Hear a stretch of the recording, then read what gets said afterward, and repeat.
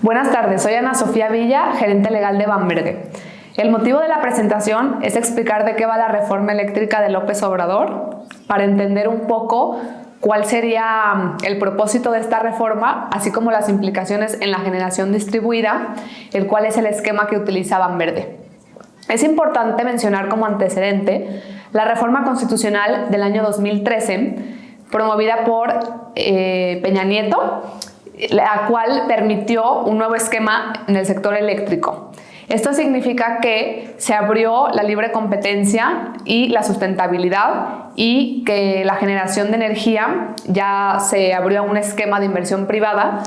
en el que las actividades de la transmisión y distribución se reservaron como áreas estratégicas del Estado y además se dividió a CFE y se convirtió en una empresa productiva del Estado en vez de ser un organismo estatal. Entonces, ¿de qué trata la reforma?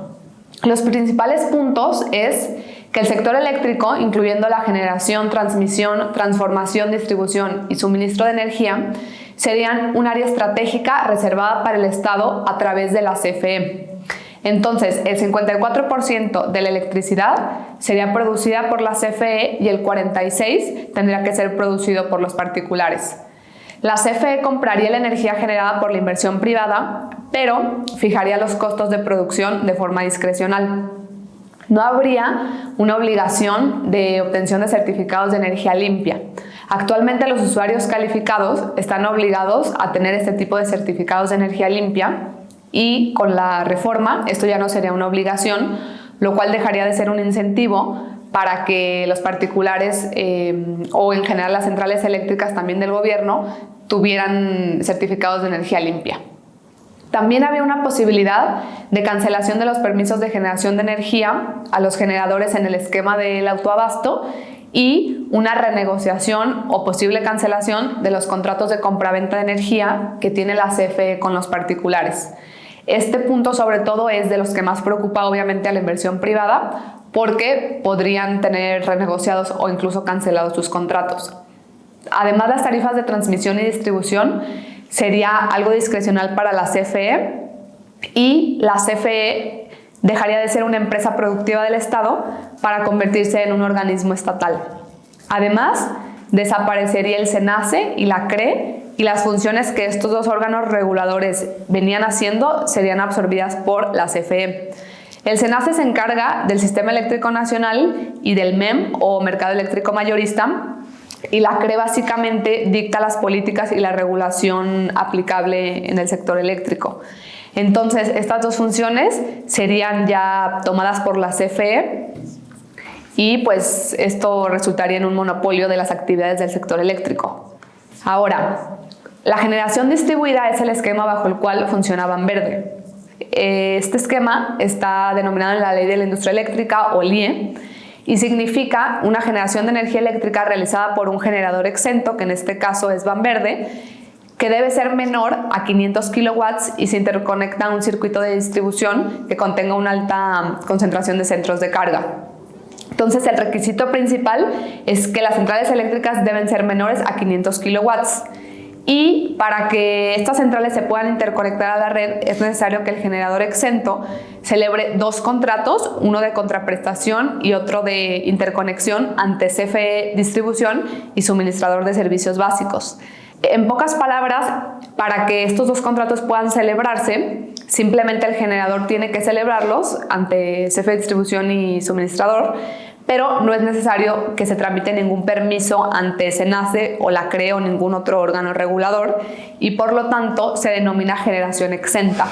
por justamente esta exención en el permiso de generación de energía. La generación distribuida en la reforma promovida por López Obrador se menciona en pocas partes. En la exposición de motivos se dice que se establece como área prioritaria el desarrollo de las industrias requeridas para la transición energética y entre muchas actividades que se promueven como parte de esta iniciativa de reforma está la generación distribuida, lo cual se puede ver aquí resaltado en la diapositiva, y además hay una instrucción para la CFE de impulsar dos grandes proyectos de energía limpia para la transición energética, que sería la renovación de maquinaria y de 10 centrales hidroeléctricas, así como la construcción de un parque fotovoltaico en Sonora, que sería de los más grandes de América Latina. Ahora, en caso de que la reforma eléctrica se aprobara,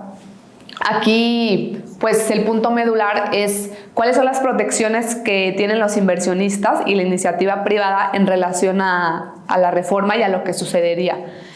El principal punto es que hay un principio constitucional de retroactividad de la norma, lo que significa que las centrales eléctricas que estén construidas e interconectadas antes de la reforma o de cualquier cambio en ley están protegidas bajo la regulación actual y vigente en ese momento. Entonces, si la reforma se aprueba en unos meses, todas las centrales eléctricas que se aprobaron anteriormente a esa reforma estarían protegidas y no podrían ser afectadas como resultado de la reforma. De hecho, aunque el gobierno o alguna autoridad o CFE quisiera afectar estas centrales eléctricas ya interconectadas a la red, el particular tendría esta protección de retroactividad de la norma y podrá acudir al amparo y lo más probable es que el Tribunal de Amparo le dé la razón por este principio constitucional. Además, tenemos como contrapeso al Poder Judicial en México, el cual ha resultado muy favorable con los precedentes que tenemos en los últimos años. Y, por ejemplo, nosotros en el año 2020 se presentó un amparo contra la política de confiabilidad que publicó el gobierno federal al inicio de la pandemia, y Banverde presentó este amparo para proteger las centrales eléctricas que estaban en construcción en ese momento, con resultados muy favorables. Al final, esta política de confiabilidad resultó inaplicable por tribunales de competencia económica como resultado de varios amparos que promovieron diversas ONGs, entre ellas Greenpeace, y esta política de confiabilidad se inaplicó y por lo tanto el amparo de Banverde ya no fue necesario. Otro precedente es el amparo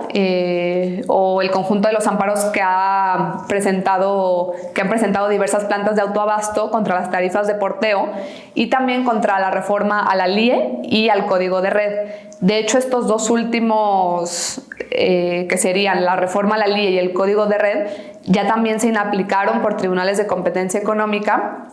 Y pues esto también es un muy buen precedente de cómo es que el Poder Judicial está dándole pues la razón a los particulares en base al principio de retroactividad de la norma y principios obviamente de sustentabilidad y de transición energética. Ahora, ¿cuál sería el proceso legislativo requerido para que esta reforma se pudiera aprobar en el Congreso de la Unión y en general en México? Sería necesario que Morena o en general los partidos políticos tuvieran una mayoría calificada que votara a favor de esta reforma. Ahorita Morena y sus partidos aliados cuentan con 278 curules en la Cámara de Diputados, por lo que faltarían 52 votos de la oposición para lograr esta mayoría calificada requerida en el Congreso. Esta mayoría calificada es necesaria tanto en la Cámara de Diputados como en la de Senadores, lo que significa que 330 diputados federales tendrían que votar a favor y 85 senadores también, además de la aprobación de las legislaturas locales y la mayoría de las 32 entidades federativas. Como se puede ver, no es un proceso sencillo, sino que requiere de varios pasos para que al final esta reforma pudiera ser aprobada. Y pues actualmente Morena no cuenta con esta mayoría calificada. Y de hecho, ayer publicaron que así como está la propuesta de reforma, como tienen la seguridad de que no va a pasar en la oposición, va a ser necesario que modifiquen 4 puntos medulares, los cuales aún no publican al día de hoy, pero se espera que en los siguientes días Morena haga esta publicación de cuáles serían estos puntos que cambiarían a la propuesta de reforma. Las declaraciones de la Secretaria de Energía en relación a la generación distribuida han sido muy favorables y de hecho Rocío Nale ha respaldado la generación distribuida en sus redes sociales y en diversas publicaciones que ha hecho desde hace unos meses y en general pues ha sido muy favorable lo que ha dicho. Los paneles solares en casa habitación, edificios, pozos de agua, núcleos rurales se denomina generación distribuida y desde el inicio del gobierno se ha promovido su uso y financiamiento a través del FIDE. La reforma eléctrica no planea eliminar esto, sino al contrario. En esta diapositiva se intentan ilustrar algunos ejemplos que Rocío Nale ha publicado. Por ejemplo, en el del lado izquierda dice, hablando de energías limpias, la CFE promueve la instalación de paneles solares en hogares y edificios mediante la generación distribuida, y la reforma eléctrica no afectará este esquema, sino que seguirá impulsando su instalación. Después podemos ver esta planta de Puerto Peñasco que CFE está promoviendo, la cual sería de las más grandes de América Latina. Y a la derecha podemos ver el apoyo de granjas solares en comunidades marginadas que no tienen acceso a líneas de distribución y por lo tanto promueven el uso de energías limpias mediante la instalación de sistemas solares. Otro tema muy importante es el Parlamento abierto que se llevó a cabo durante el mes de febrero del presente año. Finalizó el 28 de febrero y los puntos más importantes que quisiéramos notar es: en principio, las posturas a favor de la generación distribuida, tanto de parte del sector privado como del público, han sido muy favorables. Por ejemplo, José María Mendoza, director de CFE Suministrador de Servicios Básicos, dijo durante el Parlamento que la generación distribuida no se afecta. Y después, Mario Morales Bielma, director de CFE Intermediación de Contratos Legados, también ha dicho que la generación distribuida se mantiene, que el impulso en México se necesita en ciertos niveles y que no se cancela la generación distribuida, que los paneles en los techos de hogares, comercios e industrias va a continuar. Entonces, con estas dos ponencias, pues se respalda la generación distribuida. Además, se comentó en el Parlamento abierto que habría un incremento de un 52.5% en los costos de producción del sistema eléctrico y las emisiones de CO2 o dióxido de carbono incrementarían hasta en un 65%. Esto pues ha sido respaldado por diversas ponencias en el Parlamento abierto y también una alza de los precios en las tarifas eléctricas. Cuando hablamos de alza de precios en las tarifas eléctricas, tenemos que entender que o el gobierno federal tendría que destinar mayores subsidios para que al final los usuarios finales no sufran esas consecuencias, o habría un traslado de ese aumento en las tarifas en los impuestos de todos, por ejemplo en el IEPS. Además, se ha comentado en el Parlamento la consecuencia de que la reforma se apruebe y sobre todo las fuertes indemnizaciones que el gobierno mexicano tendría que hacer frente como resultado de violaciones a tratados internacionales como el TEMEC. Porque de aprobarse esta reforma, como ya decíamos, se podrán renegociar o cancelar contratos que están protegidos por tratados internacionales para los inversionistas y pues México tendría que pagar fuertes indemnizaciones en tribunales arbitrales. Además, habría una violación a principios constitucionales de aprobarse la reforma porque se monopolizaría a la CFE. La CFE, como ya decíamos, dejaría de ser un organismo estatal para convertirse en una empresa productiva del Estado y todas las actividades que venía haciendo CFE en diferentes filiales estarían centralizadas nuevamente. Por lo tanto, esto sería un monopolio y además contravendría los principios de transición energética, porque al tener ya la CFE la discrecionalidad para elegir qué energías comprar, podría ser que no necesariamente elija las energías limpias, por lo tanto no se estaría buscando y siguiendo el principio de transición energética. Otro de los puntos medulares que se hablaron durante el Parlamento fue la urgencia de promover la instalación de techos solares en comunidades que el día de hoy no tienen acceso a servicio eléctrico, así como esquemas de financiamiento para impulsar la generación distribuida, implementación de microredes comunitarias de generación de electricidad y crear entidades para el mantenimiento de dichos sistemas. Y una vez más aquí se puede ver el respaldo a la generación distribuida durante el Parlamento y durante los foros que se llevaron a cabo. Además, se puede ver un fomento a los sistemas solares y a la generación distribuida en México. Por decir algunos ejemplos, en la Ciudad de México se está llevando a cabo un proyecto denominado Ciudad Solar, liderado por la jefa de gobierno Claudia Sheinbaum, el cual implica que 300 edificios públicos tendrían techos solares. El primer proyecto con el que comenzaron Ciudad Solar fue la central de abastos,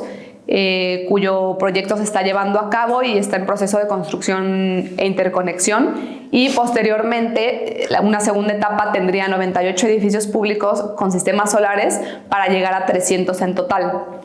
Además, la creación del fideicomiso FOTEACE, creado por la CENER, el cual es el Fondo para la Transición Energética y el Aprovechamiento Sustentable de la Energía. De hecho, FOTEACE ha destinado recursos a Ciudad Solar y la idea es que fondee este tipo de proyectos en la Ciudad de México. También las plantas solares promovidas por CFE, como ya decíamos, la planta Puerto Peñasco, que sería de las más grandes, y beneficiaría a 4 millones de habitantes de Sonora y Baja California.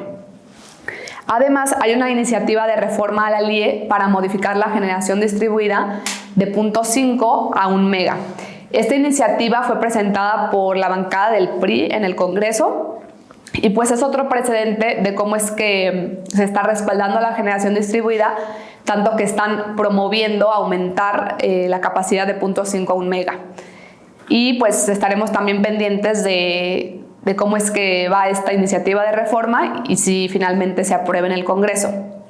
El PRODECEN del año 2020 a 2034 fue publicado por la Secretaría de Energía y este es un programa de desarrollo del Sistema Eléctrico Nacional. Aquí se puede ver una gráfica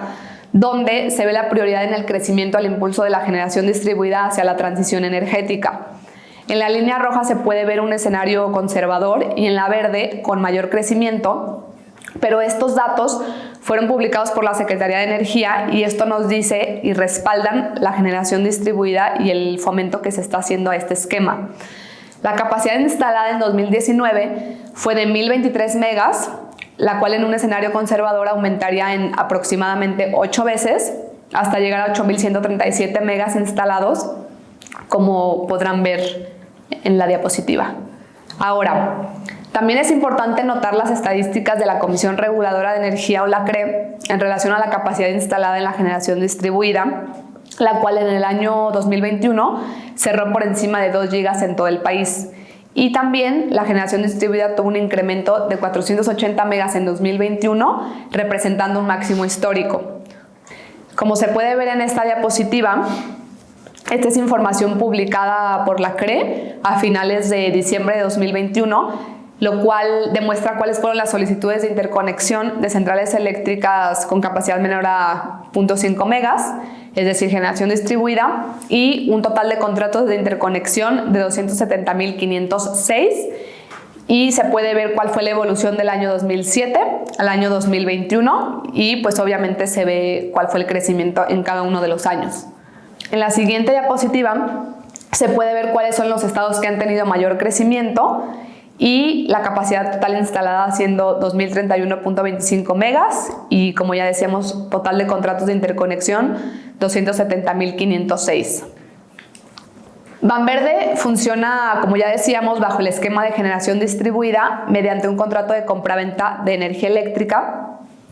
y, como ya decíamos, la generación distribuida no se afecta con esta reforma y en caso de que se aprueben no se afectaría,